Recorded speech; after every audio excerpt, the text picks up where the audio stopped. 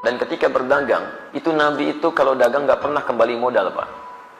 Nggak pernah kembali modal, kembali untung. Untung lagi, untung lagi, untung lagi. Dan bukan cuma untung, yang berdagang dengan beliau, yang membeli, itu senang. Nggak bisa terbayang nggak? Beliau untung, pedagang lain juga merasa nyaman, dan pembeli juga merasa senang. Jarang-jarang ada orang begitu. Ya, jarang-jarang. Kalau pedagang untung, biasanya pembeli kecewa, gitu kan? Baik, umumnya demikian. Baik, sedapat mungkin Anda tawar supaya mendapatkan kenyamanan. Tapi kalau pembeli untung, pedagang kecewa. Silakan cek, pembeli misalnya nawarnya kebangetan. Sudah beda 50 pun nggak dilepas juga, gitu kan? Baik, nah di sini menarik ini. Nabi itu kalau berjualan, pembeli senang, beliau untung. Sehingga semua orang tidak dirugikan dalam hal ini. Dan hebatnya nanti konsep dagangnya Nabi SAW, ketika diajarkan pada para sahabat, itu Masya Allah, tidak ada di antara mereka yang juga kembali modal. Semuanya untung. Untung semuanya. Silakan Anda lihat. Misal ada sahabat Uthman bin Affan radhiyallahu ta'ala anhu.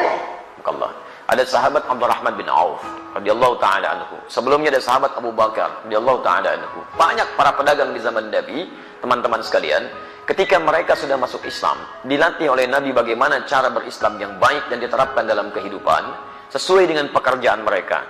Maka Masya Allah, dagangannya berlipat-lipat untungnya. Bukan cuma untung dunia, tapi untung akhirat. Tidak sedikit di antara pedagang di masa Nabi, bukan cuma kaya dalam urusan dunia yang asetnya sampai sekarang masih ada, tapi juga dijamin surganya tanpa hisab. Saya beri contoh, Uthman bin Affan radhiyallahu ta'ala anhu. Sebelum masuk Islam, pebisnis. Setelah masuk Islam, kayanya luar biasa. Silakan antum, saya berdoa mohon pada Allah, kalau yang belum umrah, belum haji, insya Allah diikhtiarkan ya, ikhtiarkan. Insya Allah mudah-mudahan dipercepat oleh Allah Subhanahu Wa Taala untuk bisa berhaji atau umrah. Nanti saat ke Madinah main ke satu tempat, terdapat di dalamnya tapak-tapak kesuksesan Uthman bin Affan radhiyallahu taala anhu. Di antaranya beliau masih punya aset sampai sekarang. Ada sumur yang pernah beliau bebaskan ketika dimonopoli oleh Yahudi. Mau minum bayar. Kata Uthman, saya beli sampai semuanya akhirnya dibeli Uthman. Kemudian dibebaskan. Yang mau minum ambil aja. Sekitaran area sekitarnya ada tanah cukup luas, dibeli oleh Uthman bin Affan radhiyallahu taala anhu. Saya beli, tanamin kurma. Yang lapar ambil, gak usah bayar. Yang haus ambil, gak usah bayar. Sampai sekarang area itu ada, akan dibuat area perhotelan, royaltinya disimpan di Bank Saudi, disedekahkan kepada umat muslim atas nama sahabat Uthman bin Affan radhiyallahu taala anhu. Sampai sekarang masih ada.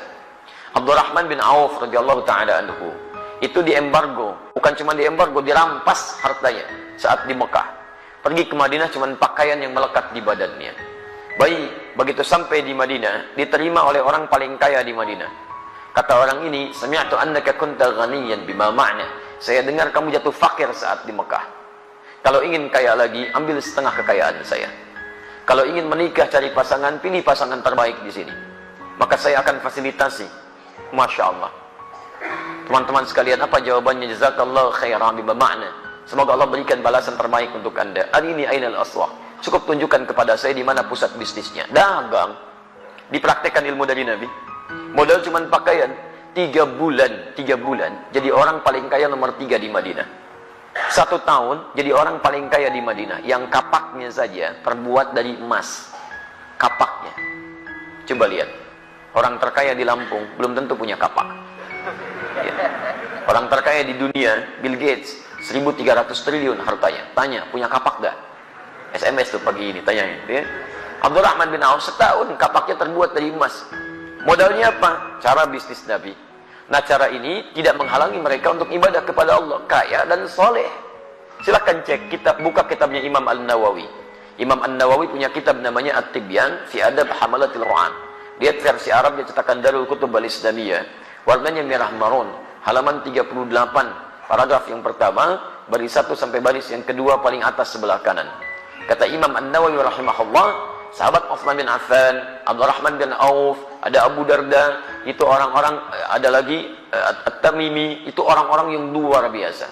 Tamim Ad-Dari, bukan At-Tamimi, Tamim Ad-Dari, yaitu malamnya di antara kesibukan mereka masih bisa menunaikan tahajud sampai khatam Al-Quran. Sampai khatam Al-Quran. Jadi pendekatan kepada orang, pada Allahnya luar biasa. Makanya Allah buka rezeki mereka lebih daripada yang lain. Jadi kalau Anda ingin dapatnya rumusnya begini.